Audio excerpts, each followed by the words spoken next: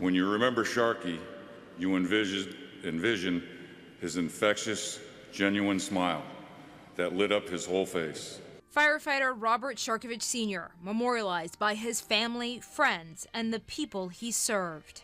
Robert was not just my brother, he was my hero, embodying strength and selflessness throughout his life.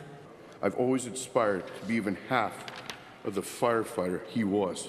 Tonight, we honor the life of a fallen firefighter who will be remembered as a hero with a heart of gold.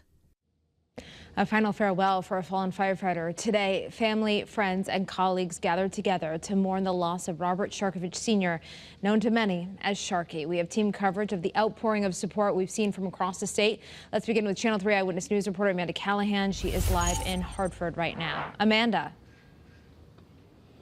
Well, Stephanie, it was certainly an emotional day here in downtown Hartford. There was such a large showing of support for Robert, not just from his family and friends, but also from firefighters and police officers from departments all across the state. This church behind me was packed with people who got to hear such touching words about Robert, not just as a firefighter, but who he was as a father, as a brother, as an uncle, as a friend. He spent 25 years in the Hartford Fire Department, and then he spent 22 years as a volunteer firefighter in Wethersfield.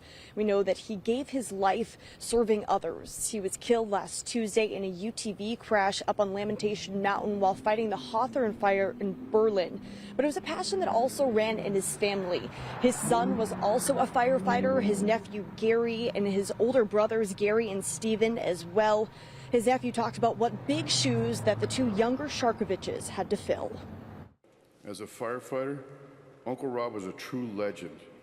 His reputation was impeccable.